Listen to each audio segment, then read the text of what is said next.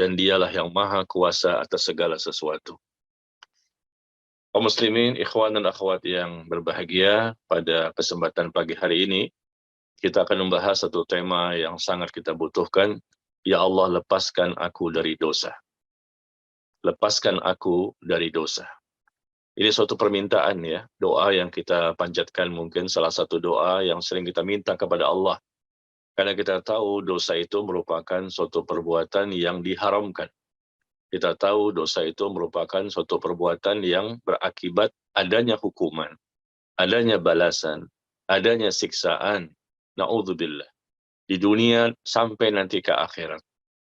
Dosa ini merupakan sesuatu yang akan mengantarkan seseorang menjadi orang yang menderita, ya, orang yang tidak mungkin mendapatkan kebahagiaan. Karena dia termasuk orang-orang yang Allah murkai ketika dia berbuat dosa. Apalagi dosanya sampai begitu banyak dan bahkan sampai mengeluarkannya dari Islam. Allah murka kepadanya, dan Allah marah kepadanya, dan Allah akan memberikan balasan kepadanya di dunia sampai nanti ke akhirat. Tidak mungkin orang yang berbuat dosa itu akan berbahagia. Tidak mungkin sama sekali. Meskipun dia orang yang kaya raya, mungkin yang sehat badannya, mungkin dia orang yang sukses dunianya. Tetapi kalau dia banyak melakukan dosa yang tidak pernah berhenti, yang terus-menerus, dan dia pun juga tidak ada niat dan tekad untuk memperbaiki dirinya, maka tentu dia hidup di atas penderitaan dan penderitaan dan penderitaan yang terus-menerus. Hatinya tidak mungkin mengalami ketenangan. Di dunia saja dia tidak mengalami kebahagiaan yang sejati.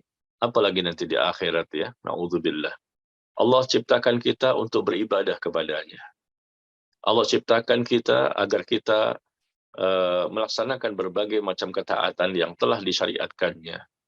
Dan Allah ciptakan kita agar kita menjauhi segala perbuatan yang diharamkan olehnya. Maka marilah kita berusaha sama-sama ya, saya dan Anda semua, sama-sama berusaha dan berjuang kita mati-matian. Mudah-mudahan dengan demikian Allah pun menjauhkan kita dari segala macam dosa. Jamaah sekalian yang berbahagia, berdosa atau bersalah ya, dalam pandangan syariat merupakan sifat yang pasti menyertai manusia. Pasti itu. Berdosa atau melakukan suatu kesalahan merupakan sifat yang pasti menyertai manusia. Sebagaimana namanya manusia, dia pasti lapar. Sebagaimana manusia, dia pasti pernah merasakan haus. Demikian juga manusia, pasti dia berdosa. Tidak ada manusia yang lepas dari dosa. Ya, makhluk yang tidak punya dosa adalah para malaikat. Mereka merupakan makhluk khusus yang Allah ciptakan tanpa memiliki dosa. Dan mereka pun tidak pernah bermaksiat kepada Allah. Tetapi ketika kita berbicara tentang manusia, maka mereka pasti pernah berbuat dosa. Ada yang dosanya sedikit, dan ada dosanya yang banyak. Ada yang mereka tetap menjadi seorang muslim, ada yang mereka akhirnya menjadi orang yang kafir. Ya, na'udzubillah min dzalik. Bagaimanapun manusia berusaha untuk menghindarkan dirinya dari dosa, dia tidak akan mampu sebetulnya. Bagaimanapun usaha dan kiat-kiat yang puluhan kiat manusia berusaha menjauhi dari dosa, dosa, dan dosa, dia tidak akan mampu. Ya, karena berdosa adalah sifat dasar manusia. Sifat dasarnya manusia bahwa dia akan berdosa. Dan kalau Allah berikan pertolongan, Allah bisa menjadikan dia memiliki sedikit dosa. Allah tidak akan biarkan hambanya tidak punya dosa sama sekali. Ini penting kita pahami sebagai dasar manusia seperti itu. Allah tidak menghendaki manusia itu tidak punya dosa sama sekali. Karena manusia berbeda dengan malaikat. Maka Allah biarkan dia atau manusia berbuat dosa. Tetapi ketika manusia itu memang ada usaha, dia berdoa, dia melakukan berbagai macam kiat-kiat untuk bisa terhindar dari dosa, nanti Allah akan jadikan dia mampu hanya sedikit dosanya. Ya, mampu membentengi dirinya sehingga hanya sedikit dosanya. Orang yang sedikit dosanya inilah orang yang bertakwa. Orang bertakwa bukan berarti tidak punya dosa, tapi dia punya dosa, ya, tapi sedikit dosanya. Dan yang sedikit ini pun Allah ampuni, sehingga tidak lagi memiliki dosa. Rasulullah Shallallahu Alaihi Wasallam telah bersabda, "Kullu bani Adam khata' wa khairul khata'in at-tawwabun." Nabi Alaihissalam telah bersabda bahwa seluruh anak cucu Adam ini, ya, mereka pernah melakukan dosa. Mereka bisa berdosa, mungkin dosa besar atau dosa kecil. Intinya seluruh manusia ini pernah melakukan dosa. Dan sebaik-baik orang yang berdosa adalah mereka yang bertaubat. Itu sebaik-baik orang yang berdosa. Jadi Nabi sendiri langsung menyebutkan bahwa setiap manusia ini berdosa. Artinya pernah melakukan kesalahan. Tidak ada yang bersih. Nabi pun, ya, Nabi kita yang mulia Nabi Muhammad SAW sebagai manusia terbaik di muka bumi yang Allah cintai, Allah berkahi hidupnya, Allah ampuni dosanya, jelas nikmat kuburnya, jelas surganya, tapi beliau pun pernah melakukan kesalahan. Meskipun cuma dosa kecil. Tapi Allah memang biarkan beliau melakukan kesalahan. Meskipun beliau maksum, terpelihara dari dosa. Ya, dosa kecil yang beliau lakukan, dan itu pun akhirnya Allah ampuni. Dosa di masa lalu dan dosa di masa akan datang. Karena sekali lagi bahwa Allah tidak menginginkan manusia tidak punya dosa sama sekali. Allah tidak menginginkan. Ya, Allah inginkan manusia itu berdosa. Tetapi Allah inginkan ketika mereka itu berdosa, lalu mereka bertaubat. Dan Allah inginkan juga mereka agar berusaha maksimal untuk membentengi diri dari jatuh kepada perbuatan dosa. Itu yang Allah inginkan pada diri kita, jamaah sekalian. Ya, Allah ingin melihat siapa yang berjuang, siapa yang berkorban, siapa yang sungguh-sungguh, siapa yang betul-betul mati-matian dan habis-habisan untuk membentengi dirinya dari dosa. Allah ingin melihat usaha manusia tersebut. Bagaimana, sejauh mana usaha dia untuk menjauhkan diri dari dosa. Ya. Sehingga nanti Allah akan bantu. Allah akan bantu, Allah akan rubah dia menjadi orang yang sedikit dosanya. Ya. Jadi pembahasan kita nih, ya Allah hindarkan aku dari dosa, maksudnya bukan hindarkan aku dari tidak punya dosa sama sekali, bukan. Ya, artinya tentunya hindarkan aku dari dosa, Allah pun akan hindarkan kita dari dosa kalau doa kita tadi diijabah. Allah kabulkan doa kita, ya Allah hindarkan aku dari dosa. Iya, Allah akan hindarkan kita dari dosa, tetapi orang itu tetaplah nanti juga punya dosa. Cuma dosanya jadi sedikit. Tidak lagi berdosa yang banyak. Dia menjadi orang yang lebih banyak kebaikannya, lebih banyak ketaatannya daripada keburukannya. Ya. Dalam hadis qudsi, ya, Allah berfirman, "Ya ibadi, wahai hamba-hambaku, sesungguhnya kalian itu berdosa siang dan malam. Siang malam berdosa, siang malam berdosa. Dan aku maha mengampuni dosa. Maka mintalah ampunan kepadaku, niscaya aku akan mengampuni kalian." Ini hadis yang dikeluarkan oleh Imam Muslim. Wahai hamba-hambaku, kata Allah, sesungguhnya kalian berdosa siang malam berdosa terus, dan aku akan mengampuni dosa-dosa. Maka mintalah ampun kepadaku, niscaya aku pun akan mengampuni dosa-dosa kalian. Al-Imam Al-Albani rahimahullah, ya, beliau menyatakan bahwa semua manusia itu pernah melakukan dosa dan kesalahan. Ia tidak bisa terlepas dari kesalahan. Karena Allah tatkala menciptakan malaikat dan juga menciptakan manusia, maka Allah telah menggariskan, ya, terhadap manusia bahwasanya mereka itu akan berbuat kesalahan. Bagaimanapun juga seorang manusia tidak akan terlepas dari dosa. Kenapa? Kenapa? Karena seorang manusia, dia seorang manusia dan dia bukan malaikat. Jadi sifat dosa ini merupakan sesuatu yang melekat pada diri manusia. Allah menciptakan seorang hamba dengan sifatnya bisa berdosa karena ada maslahat yang sangat Allah cintai.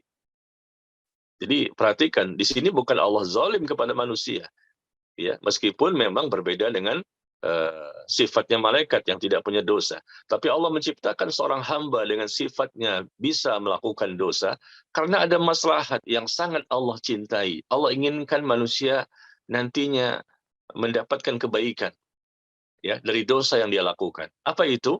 Dia bertaubat. Dan kembalilah sang hamba itu kepada Allah. Itu yang Allah inginkan. Meskipun Allah marah ketika manusia itu melakukan dosa-dosa, dosa-dosa dan dosa-dosa. Allah murka dengan perbuatan dosa yang mereka lakukan, apalagi perbuatan syirik, perbuatan kufur, dan dosa besar lainnya. Tetapi di balik itu ada kemaslahatan sebetulnya yang sangat Allah cintai, yaitu Allah harapkan nantinya orang tersebut berubah. Orang itu bisa berhijrah. Orang itu bisa bertaubat. Dia kembali kepada Allah. Di mana Allah sangat gembira sekali dengan kondisi orang yang bertaubat kepada Allah Tabaraka wa Ta'ala. Nabi SAW telah bersabda bahwa sungguh Allah lebih bergembira dengan taubat hambanya. Allah lebih bergembira dan sangat bergembira dengan taubat hambanya tatkala dia bertaubat kepada Allah daripada gembiranya salah seorang dari kalian yang bersama tunggangannya di padang pasir. Tiba-tiba tunggangannya tersebut hilang. Coba bayangkan, seseorang memiliki hewan tunggangan di padang pasir yang sangat luas, sepi, ya. Dia memiliki tunggangan, mungkin kuda, mungkin unta. Tiba-tiba hewan itu hilang. Bagaimana itu? Dia bisa berjalan di tengah padang pasir yang sangat luas. Padahal makanan dan minuman, perbekalan safarnya berada di tunggangannya tersebut. Makannya dia, minumnya ada di kuda itu, ada di unta itu. Ternyata hewan itu hilang. Ya, lalu ia mendatangi sebuah pohon dan berbaring di bawah pohon tersebut, menunggu ajal menjemputnya. Mau gimana lagi? Mau jalan kaki? Nggak mungkin. Mau makan? Nggak punya makan? Ya sudahlah, dia berbaring di bawah pohon untuk menunggu datangnya ajal. Ya, tatkala ia sedang demikian, tiba-tiba hewan tunggangannya tadi muncul kembali dan lengkap dengan perbekalannya. Ya, tiba-tiba muncul hewan itu. Betapa gembiranya dia. Maka ia pun segera memegang tali kekang tunggangannya. Lalu dia berkata, karena sangat gembiranya, dia berkata, "Ya Allah, sesungguhnya engkau adalah hambaku, dan aku adalah Tuhanmu." Ia salah berucap, karena sangat bergembira dengan hewan tunggangan yang dia dapatkan kembali. Coba bayangkan jemaah, saking gembiranya, "Ya Allah, sesungguhnya engkau adalah hambaku, ya, dan aku adalah Tuhanmu." Subhanallah. Ya, ini faktor kegembiraan yang luar biasa karena bertemu lagi dengan hewan tunggangannya, di mana dia bisa melanjutkan perjalanan. Dan di hewan tunggangannya pun lengkap dengan makanan, minuman, dan lain-lain yang dia miliki. Nah, ternyata kata Nabi, Allah lebih bergembira lagi ketika seorang hamba itu bertobat kepadanya. Bahkan Rasulullah SAW menegaskan bahwa memang di antara tujuan penciptaan manusia adalah Allah menjadikan mereka makhluk yang pasti berdosa agar mereka bertaubat. Ya, ini sebagai mukaddimah dulu agar kita pahami, ya Allah lepaskan aku dari dosa. Ketahuilah bahwa di antara tujuan penciptaan manusia adalah Allah menjadikan mereka manusia ini makhluk yang pasti berdosa agar mereka bertaubat. Ya. Dan beliau sallallahu alaihi wasallam bersabda dalam hadis yang dikeluarkan oleh Imam Muslim, "Walladzi nafsi biyadihi, law lam tudhnibu," demi zat yang jiwaku berada di tangannya. Perhatikan ini hadis yang menjadi pembahasan kita.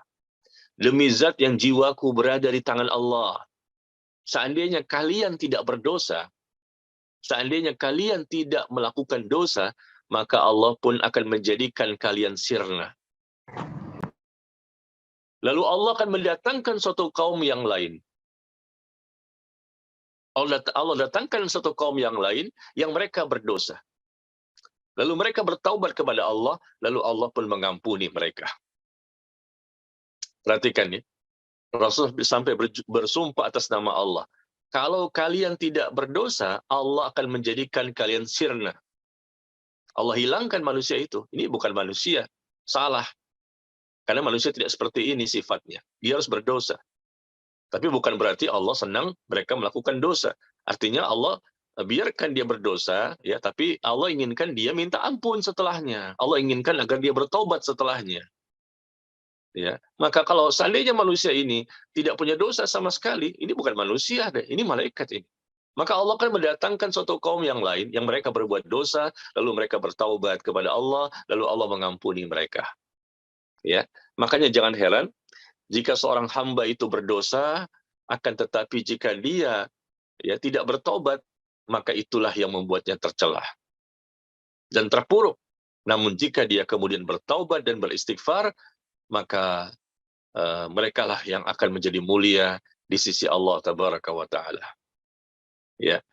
Jadi jamaah sekalian yang berbahagia, ternyata tujuan kita diciptakan ini untuk beribadah kepada Allah, dan tujuan yang lain agar kita sering kali memohon ampun dan bertaubat kepada Allah.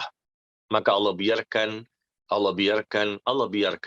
ya seorang hamba itu melakukan suatu dosa, ya dosa-dosa yang memang dia bisa jatuh pada dosa-dosa tersebut, tetapi Allah perintahkan juga mereka untuk membentengi dirinya agar jangan sampai jatuh kepada dosa, lalu mereka diperintah untuk beriman, diperintah untuk berilmu, diperintah untuk mengamalkan ilmu, diperintah untuk melakukan berbagai macam cara dan kiat dan metode agar mereka tidak mudah jatuh kepada dosa.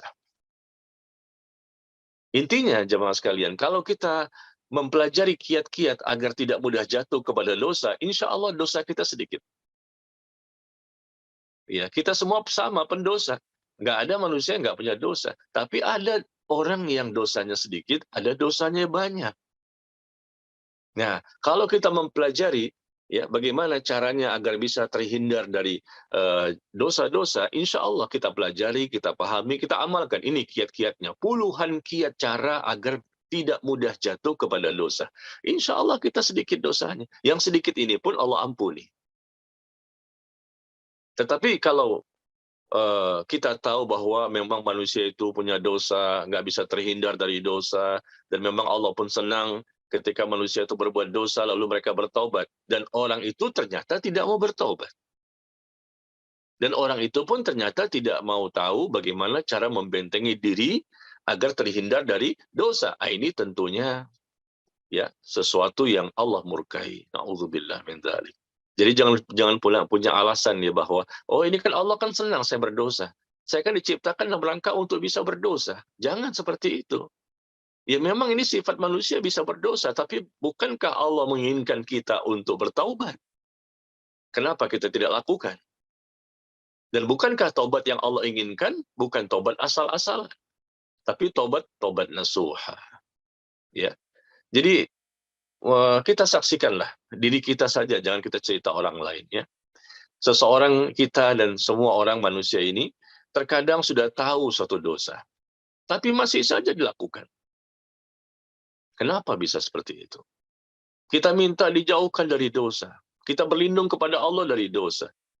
Tapi kita tahu dosa, tapi kita lakukan. Bagaimana? Satu sisi kita berdoa, ya Allah lepaskan aku dari dosa. Aku berlindung kepadamu ya Allah dari dosa. Jangan sampai engkau jadikan aku termasuk hamba-Mu yang banyak dosanya.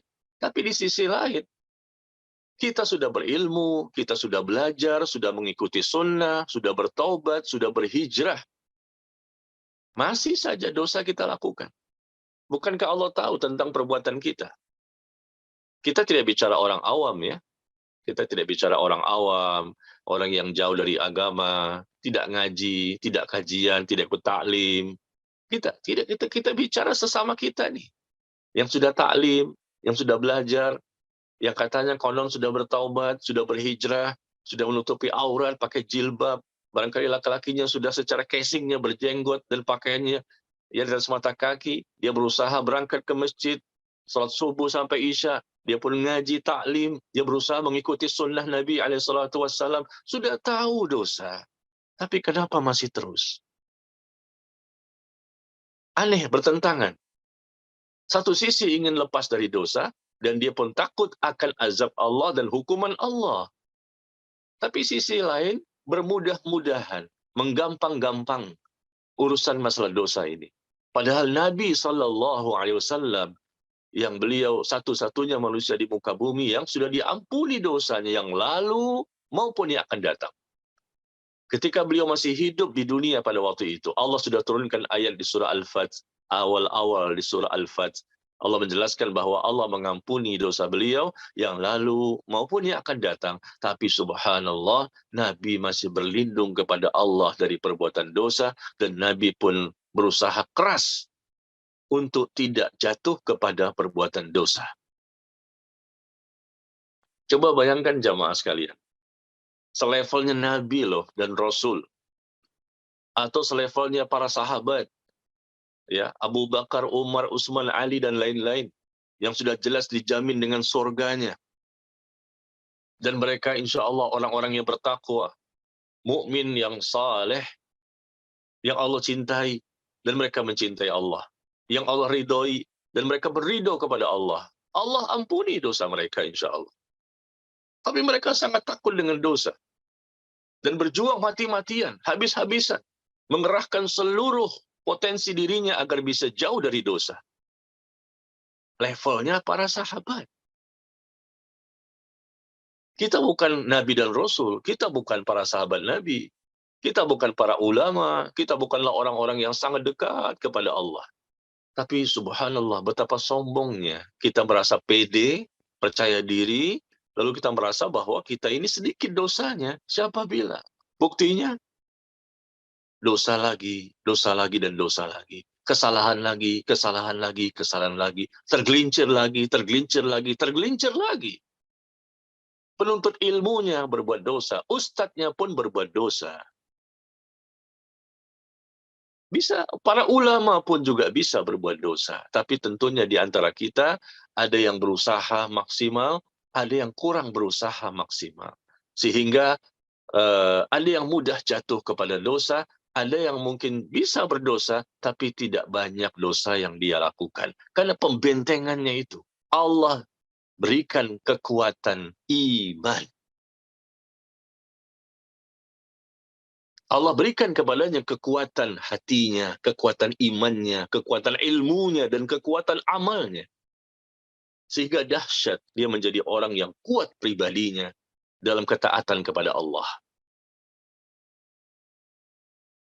Nabi SAW, beliau seringkali berdoa.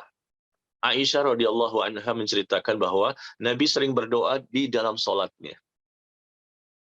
Ketika sebelum salam, ya, selesai membaca tasyahud, setelah membaca innaka hamidum majid, ya, Rasul menganjurkan membaca doa Allahumma inni a'udzubika min adzabi jahannam wa min adzabil qubur wa min fitnatil mahya wal mamat wa min fitnatil masiihid dajjal.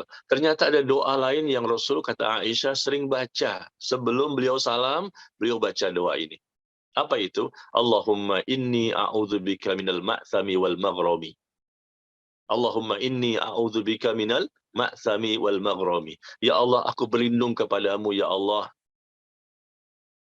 ya, dari hutang dan dosa. Aku berlindung kepadamu ya Allah dari dosa dan hutang. Rasul berlindung kepada Allah dari dosa dan hutang. Kalau Rasul selevel beliau saja berlindung kepada Allah dari perbuatan dosa, minta jangan sampai berbuat dosa. Tentunya kita lebih layak lagi. Kita banyak-banyak berdoa. Pernahkah kita, jamaah sekalian, coba mohon maaf, evaluasi ya. Pernahkah kita berlindung kepada Allah dari perbuatan dosa? Allahumma inni a'udzubika minar riya. Allahumma inni a'udzubika minal ujub. Allahumma inni a'udzubika minal kibr. Allahumma inni a'udzubika minasy syirik. Allahumma inni a'udzubika minal bid'ah. Allahumma inni a'udzubika minal ma'siyah. Pernah berdoa seperti itu? Ya Allah, aku berlindung kepadamu dari perbuatan syirik. Aku berlindung kepadamu dari perbuatan bid'ah. Aku berlindung kepadamu dari kemaksiatan. Aku berlindung kepadamu dari perbuatan riya, ujub, sum'ah, kesombongan. Allahumma inni a'udzubika minan nifaq. Ya Allah, aku berlindung kepadamu dari sifat kemunafikan. Dosa-dosa yang kita inginkan supaya kita terhindar darinya, kita minta kepada Allah perlindungannya, penjagaannya. Barangkali kita doanya doa yang lain ya. Yang ini barangkali kita belum pernah atau mungkin jarang sekali. Ya, kita minta hal-hal yang sifatnya duniawi. Tapi kita lupa meminta pembentengan dan penjagaan agar kita tidak mudah jatuh kepada dosa. Ya Allah, lepaskan aku dari dosa. Dosa apa saja? Kalau mau disebutkan, sebutkan. Ya, seperti tadi yang saya ucapkan, ya Allah, aku berlindung kepadamu dari dosa syirik.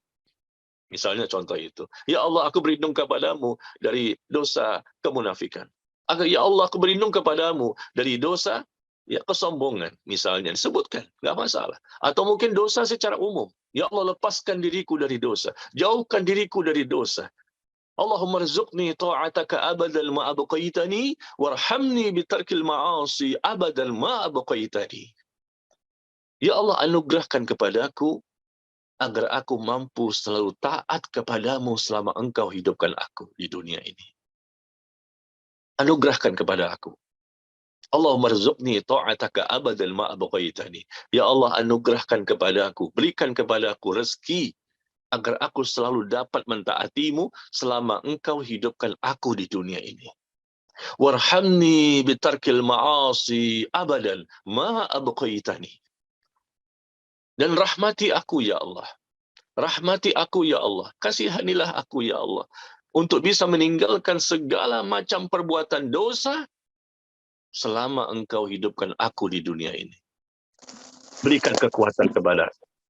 Rahmati aku ya Allah, agar aku bisa meninggalkan semua dosa itu selama engkau hidupkan aku di dunia ini. Ini salah satu doa yang mesti kita baca, jamaah sekalian. Ketika kita ingin lepas dari dosa, tentunya yang kita lakukan pertama kali, doa kepada Allah. Ya Allah, lepaskan aku dari dosa. Karena dosa ini luar biasa. Ya.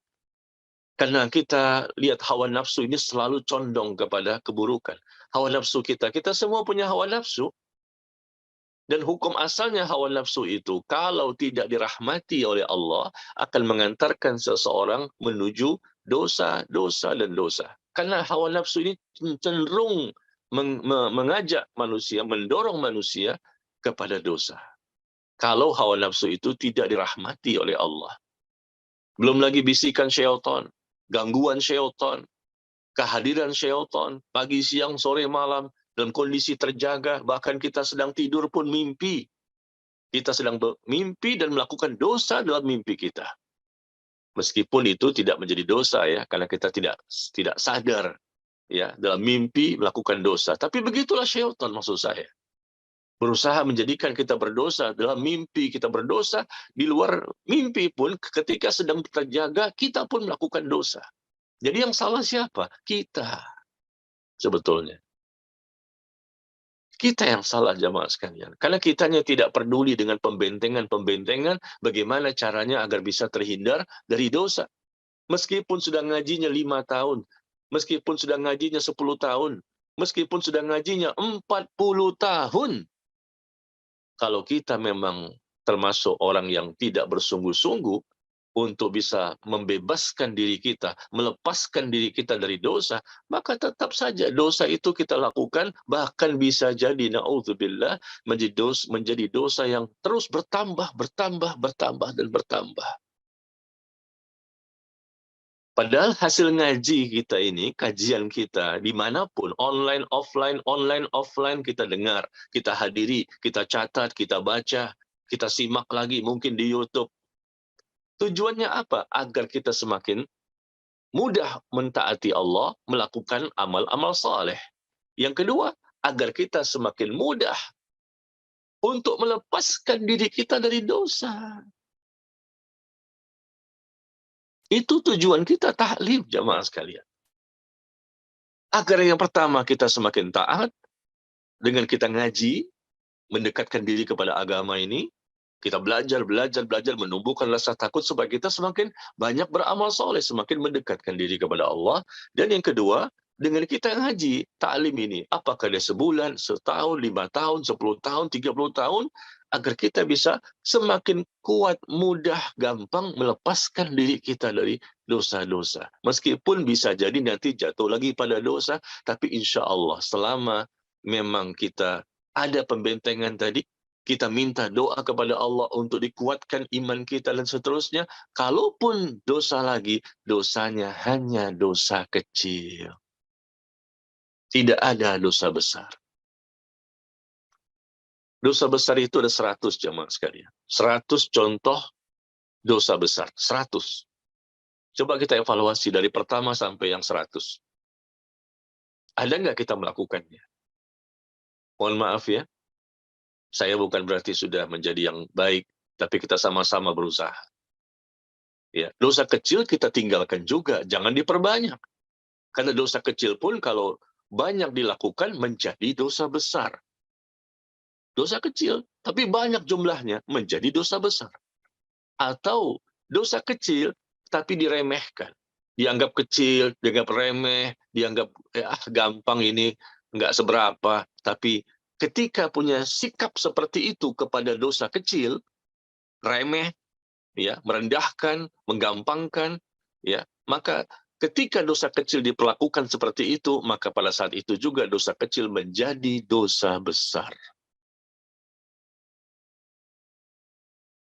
Coba kita lihat bagaimana para ulama menjelaskan contoh-contoh dosa besar, dari syirik, membunuh, ya, melakukan zina, melakukan minum minuman keras, korupsi, berbohong, menipu, berbuat curang, makan harta riba, ya, dan lain-lain perbuatan dosa besar begitu banyak. Coba, ini hasil ngaji.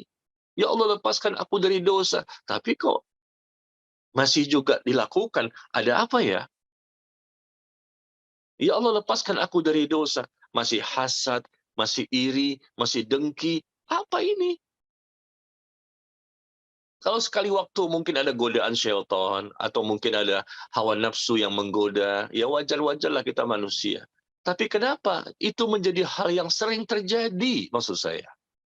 Sering kali hasad, sering kali dengki sama orang lain. Ini ada apa? Katanya udah ngaji, udah taklim. Hasad itu masalah dunia.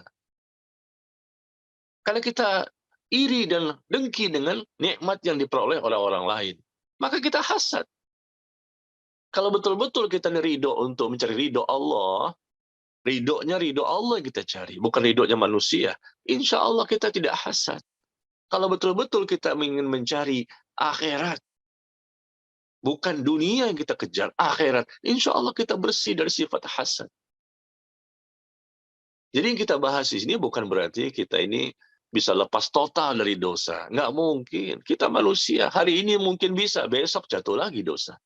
Tapi yang kita bahas ini, kenapa kok dosa jadi keseringan? Kok dosa jadi terus-terusan? Katanya sudah berdoa, ya Allah, jauhkan aku dari dosa. Allah akan hindarkan kita dari dosa. Insya Allah doa kita diijabah. Ya Allah, lepaskan aku dari dosa. Tapi kenapa jatuh lagi? Berarti manusia yang salah. Jangan salahkan Allah. Jangan pernah menyalahkan Allah dalam masalah apapun. Jatuh lagi pada dosa, jatuh lagi. Berarti ada apa pada manusia tersebut? Ya. Jadi kalau sifatnya sekali waktu sudah dia sudah maksimal mengerahkan upayanya, jatuh lagi pada dosa-dosa kecil, dosa kecil ya. Sekali waktu jatuh dia, sekali waktu jatuh pada dosa kecil bisa dimaklumi. Dia manusia, dia bukan malaikat. Siapapun dia, meskipun dia ustadz, meskipun dia ulama, mungkin apa namanya, kiai haji atau apa, tetap dia manusia. Sekali waktu jatuh, sekali waktu ya, jatuh pada dosa kecil, bukan dosa besar. Tapi kalau sudah kita jatuh pada dosa besar, dan itu seringkali, apalagi menjadi rutinitas, ini berarti perlu dipertanyakan, ngajinya di mana ya? Selama ini ngajinya tujuannya apa? Apa niat dan tujuannya dia menghadiri kajian ilmu? Apakah untuk ria di hadapan manusia? Kenapa ilmunya tidak membekas di hatinya? Kenapa ilmunya tidak menjadikan dia semakin tumbuh rasa takut kepada Allah? Kenapa ilmunya tidak menjadikan dia semangat beribadah? Kenapa dengan ilmunya tidak menjadikan akhlaknya menjadi mulia? Akhlak yang mulia itu hasil dari ilmu yang bermanfaat. Kenapa sudah mendengarkan kajian ustadznya banyak sekali? Ya, temanya juga banyak sekali. Baca artikel juga banyak. Bahkan dia yang membuat artikelnya. Na'udzubillah min dzalik. Tapi kenapa? Ya, ibadahnya masih tidak khusyuk, ibadahnya masih tidak ikhlas, ibadahnya masih tidak mengikuti sunnah, akidahnya tidak mengikuti akidah Ahlussunnah wal Jamaah, akhlaknya juga seperti itu, akhlak yang tercelah. Ya Allah, lepaskan aku dari dosa. Jadi intinya, Allah itu maha baik. Allah maha sempurna dan akan mengabulkan doa dari hambanya. Tapi karena hambanya itulah yang memang barangkali kurang perjuangannya, kerja kerasnya, maka dari situlah kita lihat ya jatuhnya dia kepada dosa berkali-kali yang sebetulnya ya tidak bisa juga dimaklumi. Meskipun saya kan manusia, Pak Ustadz. Saya kan manusia, Pak Ustadz. Ya, nggak bisa juga dimaklumi. Kenapa? Karena berkali-kali, seringkali. Kalau sekali waktu jatuh pada dosa-dosa kecil, dimaklumi. Kita juga semua punya dosa. Tapi kalau berkali-kali jatuh pada dosa besar, dan berkali-kali jatuh pada dosa kecil, sama saja sebetulnya. Berkali-kali jatuh pada dosa besar, berkali-kali jatuh pada dosa kecil. Maka ini suatu musibah bagi kita. Kenapa bisa seperti ini? Ayo jamaah sekalian, kita berubah ya. Kita berhijrah. Kita berusaha menjadi lebih baik. Kita bentengi diri kita ini untuk menjadi pribadi yang kuat. Kuat untuk menghindarkan diri kita dari godaan syaitan. Kuat ya diri kita untuk bisa jauh dari perbuatan dosa. Maka lakukanlah kiat-kiat. Ya, lakukanlah kiat-kiat agar kita bisa terhindar dari dosa. Di antara yang tadi saya katakan, kita berdoa kepada Allah. Banyak-banyak berdoa, ya Allah, aku berlindung kepadamu dari dosa. Lepaskan aku, ya jauhkan aku dari dosa, ya Allah. Jadikan aku hambamu yang engkau cintai, yang engkau rahmati, yang engkau berkahi, yang engkau ampuni. Kita merengek, kita menangis, kita mengemis. Bermunajat, angkat kedua tangan kita. Di waktu-waktu yang mustajab. Kita mengeluarkan air mata, tunjukkan ekspresi rasa butuh kita. Sudahkah seperti itu? Oh sudah, Pak Ustadz. Oh sudah. Berapa banyak? Berapa kali? Berapa sering? Angkat tangan kita betul-betul menggetarkan badan, menggetarkan hati.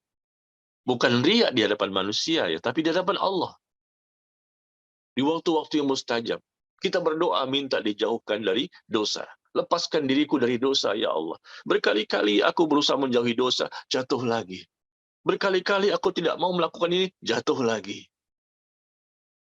Lihat, ada orang-orang yang kecanduan dosa, Bapak Ibu. Bahkan dosa menjadi candu. Bisa. Karena memang tidak ada niat, nggak ada tekad, nggak ada semangat. Nggak ada permintaan doa yang betul-betul minta pertolongan kepada Allah. Sehingga dosa menjadi candu. Kalau nggak berdosa kayaknya gimana, nggak nyaman gitu. Tapi begitu berbuat dosa, lapang dadanya.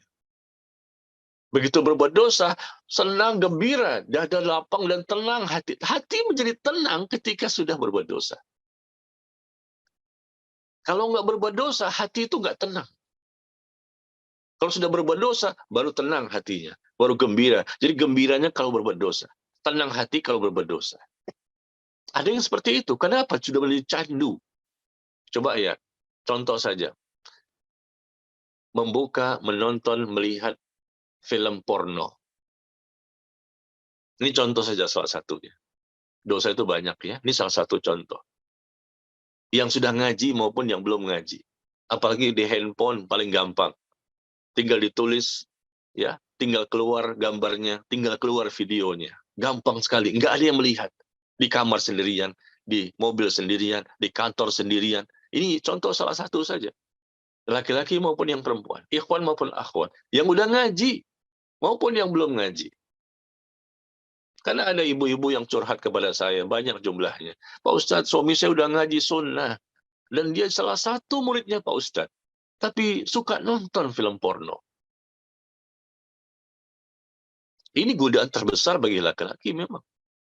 Dan wanita juga mungkin bisa jadi ada yang seperti itu, melihat-lihat, ya, dan menjadi candu. Padahal wanita yang dilihat sama, wanita semua, tidak ada yang hewan. Tapi mungkin karena wanitanya berbeda-beda, dia tidak merasa puas dengan 1, 2, 3, 4, dan seterusnya dari wanita yang telanjang, tanpa busana. Dia lihat kecanduan, setiap hari membuka, besok membuka, pagi, siang, sore, buka lagi, buka lagi. bagaimana hubungan seks yang dia lihat pada orang lain. Ya, dan itu ada di video, ada di YouTube, ada di mana-mana. Gampang akses sekarang ini kemaksiatan sangat gampang. Untuk menjadi orang yang berdosa sangat mudah di zaman sekarang. Untuk menjadi orang yang kuat iman, kuat ilmunya, ya, punya rasa takut yang tinggi kepada Allah, itu susah. Susah di zaman sekarang. Kecuali kalau Allah rahmati dia, Allah pilih dia, Allah berikan hidayah. Maka jadilah dia orang yang dahsyat. Kecanduan untuk nonton film porno. Ada lagi orang yang bukan kecanduan film porno, ya, tapi ada kecanduan dalam menggibah. Dia kalau nggak menggibah, rasanya nggak nyaman, makan pun hambar. Kalau dia bisa menggibah orang, membongkar aib orang, ya, maka dia merasa tenang dan bahagia. Ini kecanduan pada gibah. Ada lagi orang yang menuduh orang lain tanpa bukti, menghancurkan kehormatan orang lain, merusak kehormatannya. Ya subhanallah. Dia hasad sama orang lain. Dan itu menjadi candu. Dia nggak punya info, nggak tabayun, nggak klarifikasi, coba cari tahu informasi yang lebih lengkap, tanyakan langsung ke orangnya. Tidak. Tapi itulah pekerjaan dia, udah ngaji jenggotan. Tapi menuduh orang lain dengan tuduhan-tuduhan tanpa bukti, karena hasad. Dan dia bahagia ketika melakukan perbuatan itu. Bingung kita melihat orang yang sudah lama ngaji, sudah taklim, sudah kenal sunnah, sudah tahu bahwa ini dosa, akan Allah berikan balasan, ini zolim sama dia orang lain. Atau zolim dia kepada Allah, tapi masih melakukan. Bukan berarti kita mengatakan orang lain harus bersih total dari dosa. Tidak, kita pun tidak seperti itu. Tapi kenapa menjadi terus-menerus? Menjadi seringkali bahkan istiqomah di atas dosa. Ini yang kita ingin jauhi. Ya. Jadi mohon maaf ya kepada jamaah sekalian, Bapak Ibu, ikhwan dan akhwat sekalian ya. Dosa itu banyak. Nggak mungkin saya berikan contoh. Contohnya sangat banyak sekali. Ya, barangkali dosa sama orang tua, dosa sama suami, dosa sama istri, udah ngaji tapi zolim kepada istrinya. Kesian istrinya, dizolimi. Udah ngaji, udah taklim. Atau istrinya yang zolim kepada suaminya, istrinya pun sudah ngaji. Bagaimana ini?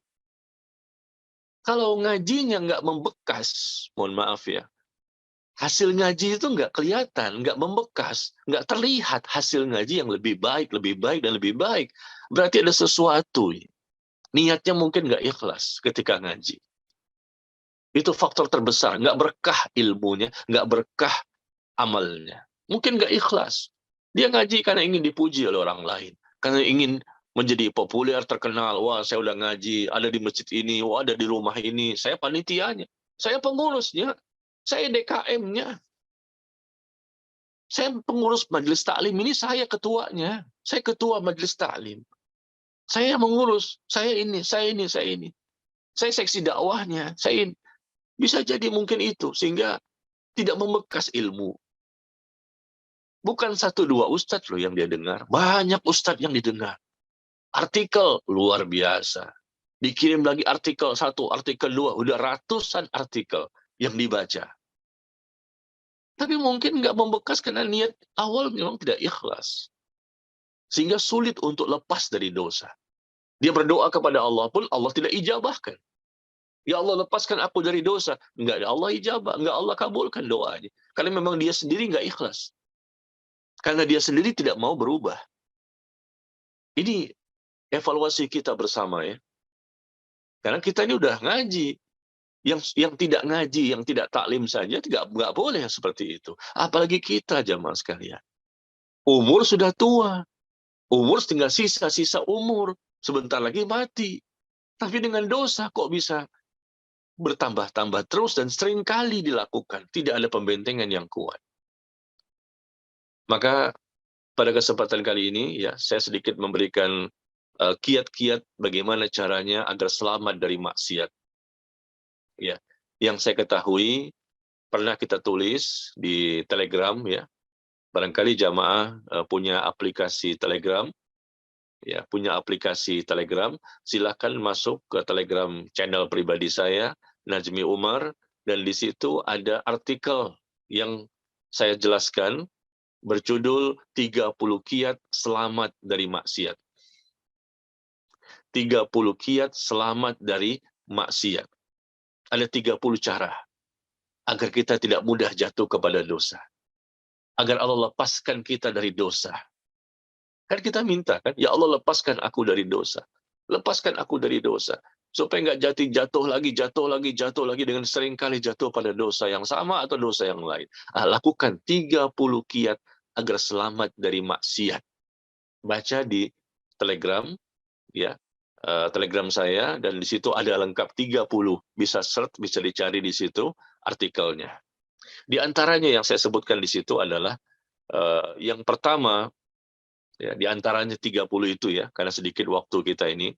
Di antaranya agar kita bisa selamat dari kemaksiatan adalah kita menumbuhkan rasa atau sifat muraqabatullah. Selalu merasa diawasi oleh Allah. Kalau orang itu selalu merasa diawasi oleh Allah, insya Allah dia akan sedikit dosanya. Kalau dia merasa selalu diawasi oleh Allah, dia akan takut untuk melakukan suatu perbuatan dosa. Melahirkan rasa takut kepada Allah. Mau bicara ini takut ditulis sebagai dosa oleh malaikat. Melakukan ini takut dianggap sebagai satu dosa oleh Allah. Dia tahu Allah melihat, Allah mengawasi, Allah memantau, dan malaikat juga siap untuk mencatat. Merasa adanya muraqabatullah. Senantiasa merasa diawasi oleh Allah. Ini salah satu cara agar kita bisa lepas dari dosa. Subhanallah. Tadi pagi, tadi pagi, ini contoh saja ya, ada ikhwan yang mengirimkan WA kepada saya. Bagaimana fitnah yang dia dapatkan. Anda tidak tahu siapanya orang tersebut, tetapi ini cerita tentang orang lainnya. Tapi ini kisah nyata. Bagaimana ikhwan itu tadi pagi WA kepada saya dan menceritakan bahwa dia sedang mengalami suatu godaan yang sangat berat dalam hidupnya. Apa itu? Saya baca WA-nya, WhatsApp-nya tadi pagi. Ternyata dia diajak berzina oleh seorang wanita. Diajak berzina. Dan itu bukan sekali. Dengan orang yang berbeda. Dia bingung dengan dirinya. Bagaimana nih Ustaz? Lalu apa yang Antum lakukan? Anda takut kepada Allah. Anda takut, sangat takut kepada Allah. Meskipun memang ya namanya hawa nafsu manusia kepengen juga untuk berzina. Karena bukan Ana yang mengajak wanita itu, tapi dia justru mengajak Ana untuk berzina. Tadi pagi. Wanita 1, wanita 2, wanita 3, wanita 4, sampai 4 wanita yang mengajak dia, bukan dia yang mengajak. Subhanallah. Dia bingung dengan dirinya. Gimana nih Ustaz? Saya bingung. Padahal kita biasa-biasa saja. Tapi wanita itu yang mengajak untuk berbuat zina. Lalu antum lakukan? Tidak Pak Ustaz. Alhamdulillah saya masih demi Allah, kata dia dalam tulisannya di WhatsApp itu. Demi Allah sampai hari ini saya tidak mau berzina. Kenapa? Alasannya, saya takut kepada Allah. Karena saya tahu Allah melihat perbuatan saya. Masya Allah. Alhamdulillah. Saya tahu muraqabatullah. Saya tahu Allah mengawasi saya. Dia ngaji, ikhwan ini. Dia ta'lim. Tapi begitulah dalam pergaulan sehari-hari. Ada saja. Yang dekat rumah, orang dekat rumah. Mungkin ada orang yang di tempat dia bekerja. Mungkin di pergaulan di masyarakat. Ada saja wanita-wanita yang sengaja untuk mereka berselingkuh atau mengajak untuk berzina. Alhamdulillah ikhwan ini ternyata cerita kepada saya tadi pagi. Dia merasa takut dan tidak mau melakukannya meskipun ada dorongan. Kepengen juga. Kapan lagi? Gratis. Nggak bayar. Suka sama suka. Tapi dia ngaji. Alhamdulillah dia ingat kepada Allah. Dia mengatakan, Ana sangat takut Pak Ustaz. Sangat takut. Karena biar bagaimanapun, Ana manusia biasa. Ana laki-laki normal. Kepengen juga. Tapi Ana takut kepada Allah. Karena Ana ngaji sudah tahu. Ini akibatnya zina dilakukan. Rugi dunia, rugi akhirat. Habis semua ilmu Ana yang Anda pelajari selama ini. Habis bagaimana amal-amal soleh yang Anda lakukan. Dia merasa seakan-akan habis. hilang dampaknya bekas dari ilmu yang telah dia ketahui selama ini. Dia hafal ayat ini, ayat ini, surat ini, bacaan Qur'annya bagus. Ngaji sudah lama, bertahun-tahun. Tapi namanya laki-laki ya tetap laki-laki kan. Godaan terbesarnya adalah wanita. Dan ini sangat berat. Contohnya seperti Nabi Yusuf. Beliau Nabi dan Rasul. Wah, subhanallah. Nabi dan Rasul, kurang apa lagi. Tapi ternyata beliau juga punya keinginan. Ketika beliau digoda oleh seorang wanita yang cantik, yang kaya, dia bangsawan, kurang apa lagi. Dan dia punya keinginan. Allah jelaskan dalam Al-Quran, dia juga punya keinginan. Tapi dia takut kepada Allah. Dan Allah pun menjaga dia. Allah menyelamatkan dia. Subhanallah. Karena dia, kata Allah, karena gara-gara dia, orang yang termasuk hamba Allah yang ikhlas. Ternyata ikhlas itu yang Allah sebutkan dalam Al-Quran. Ketika menceritakan kisah Nabi Yusuf. Dengan keikhlasan dia beribadah, keikhlasan dia beramal saleh, keikhlasan dia melakukan ketaatan dan kebaikan, maka saat dia terpojok, ya, saat dia terfitnah, saat ada godaan yang dahsyat, Allah selamatkan dia. Karena sebelumnya dia orang yang ikhlas. Subhanallah, ya. Jadi alhamdulillah, ini sifat muraqabatullah. Baru satu ini, ada 30 kiat. Merasa diawasi oleh Allah. Bukan berarti nggak punya keinginan, ada dorongan hawa nafsu. Yang sudah menikah maupun yang belum menikah sama. Kepingin untuk melakukan dosa itu juga ada. Apalagi bagi laki-laki yang tadi diajak untuk berzina, meskipun dia sudah punya istri di rumah, 2 istrinya, 3 istrinya, 4 istrinya, tidak ada jaminan bahwa dia tidak akan berzina. Meskipun 4 istrinya di rumah. Dia laki-laki, normal. Godaan ada, hawa nafsu dan bisikan syaitan. Kalau bukan karena Allah, jatuh pada dosa lagi. Zina. Berselingkuh sekarang menjadi tren. Seakan-akan bukan suatu hal yang salah, ya. Na'udzubillah. Yang suaminya berselingkuh, yang istrinya berselingkuh, kayaknya berlomba-lomba. Kita baca sosial media, ada saja. Bermain di belakang. Ada yang pelakor, ada pebinor, merebut laki-laki orang, ada lagi merebut istri orang lain. Tapi caranya tidak benar. Ini merupakan salah satu contoh ya. Masih banyak contoh-contoh yang lain. Korupsi di mana-mana. Kenapa? Apa sebab terjadi korupsi? Karena tidak merasa diawasi oleh Allah. Kenapa terjadi zina? Zina di mana-mana? Karena tidak merasa diawasi oleh Allah. Kenapa terjadi penipuan, kebohongan, perbuatan curang? Karena tidak merasa diawasi oleh Allah. Ini salah satu. Kalau kita satu ini saja, belum yang lain ya. Satu kiat ini saja. Ternyata ya seseorang itu merasa tumbuh selalu sifat muraqabahnya, merasa diawasi oleh Allah, insya Allah banyak dosa yang bisa dia hindarkan. Ya Allah, lepaskan aku dari dosa. Kata Allah, bagaimana engkau? Bagaimana apa yang telah engkau lakukan? Apakah engkau telah muraqabatullah, telah merasa selalu diawasi oleh Allah? Merasa selalu diawasi oleh malaikat? Ya. Jadi jamaah sekalian yang berbahagia, inilah yang bisa saya sampaikan karena waktu kita juga terbatas ya. Barangkali saya menduga banyak sekali pertanyaan-pertanyaan yang nantinya akan ditanyakan oleh jamaah tentang masalah ini. Ya tentunya kita juga sama-sama manusia. Sekali lagi saya bukanlah orang yang sudah baik, tapi saya menyampaikan tema ini agar kita sama-sama agar kita sama-sama ya menjadi orang yang lebih baik, orang yang lebih bersemangat untuk menjadi orang yang berubah, berhijrah, menjadi orang yang lebih dekat kepada Allah dan punya kekuatan untuk bisa jauh dari perbuatan dosa. Makanya tadi saya katakan di antara cara yang kita lakukan tadi, lakukanlah 30 kiat agar selamat dari maksiat. Ya, 30 kiat ini baca di artikel di Telegram saya. Dan di situ nanti Bapak dan Ibu bisa baca bagaimana kiat-kiat yang bisa kita lakukan agar Allah lepaskan. Jadi Allah lepaskan kita dari dosa itu karena kitanya dengan sebab Dengan sebab kitanya yang memang melakukan berbagai macam cara, nanti Allah kuatkan. Kalaupun memang terdesak, darurat, kepepet, terpojok, betul-betul, aduh kayaknya udah nggak bisa nih, harus jatuh juga. Tiba-tiba pertolongan datang. Itu dia. Ikhlaskan niat. Ikuti sunnah. Betul-betul semangat dan berjuang. Insya Allah dorongan itu ada untuk berbuat dosa itu. Setiap hari ada. Pagi, siang, sore, malam, kita ini ada dorongan untuk berbuat dosa. Coba lihat tadi Nabi Yusuf.